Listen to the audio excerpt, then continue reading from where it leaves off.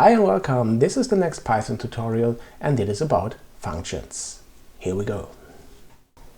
Perhaps you noticed that we already used functions. For example, the function input. We want the user to input something and so we use the function input. Think of functions as a kind of small programs that return a value and you give them parameters that the function is working with. Or perhaps, like in this case, you just print it out. This parameter is type in something. This is what you give to the function. The result will be the input of the user in this case. Pretty simple. We also used another function. This is called print. To print something out, and in this case we print out the result of the user input. The user inputs a string. First function, it returns something, and here we print it out. Next function is used, print. Okay, this is using functions, and it is also called calling functions. Now we comment this out, and I will show you how to define your own functions. So I hope you remember the lesson, the previous lesson in which we worked with lists. Again, I will add a list with programming languages like C#, C++, PHP, and of course Python. Okay, and now we want to do something with this list. We want to search for special appearances or special entries. Nice example is you search for a language that starts with a special letter. I add some comments so that we know what the function is going to do. So let's define the job of this function. It will be to search languages that starts with a special letter. For example, C, type in C and return is C# and C++. So let's define a function for this. Each function you define starts with the keyword def. Then you define the parameters. This is what you give to the function to work with.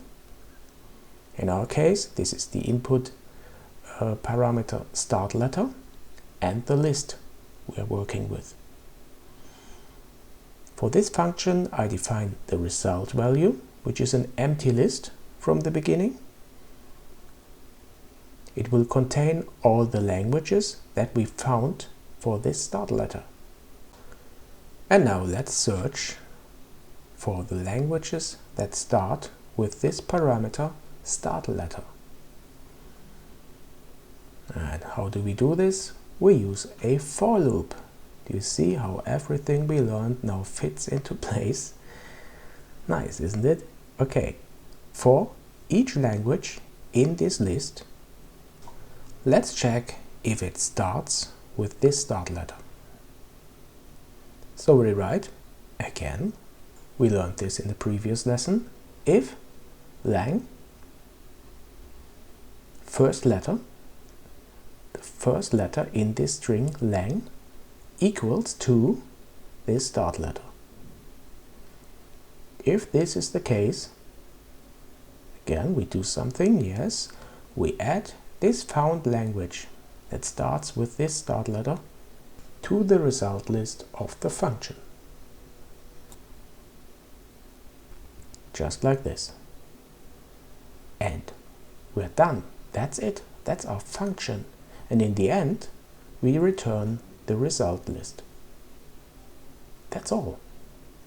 And now we have a function that we can use from every position in our module to get a list of languages that starts with a particular letter. We call this function just like we call the print or the input function, like that. Languages. Now call the function get languages for the letter P, and the next parameter is our list of languages. And then let's print out the result. Print languages. And I run the program, and here we go. PHP and Python both starts with a P. And when I change this to a C and start it, I get C# and C++. Very nice. One drawback: you would expect that when you type in a lower C that you also get C# and C++, right? So we have to search for the starting letter case insensitive. And very easy, we just turn the letter we are searching for and the start letter of the language to a lowercase letter.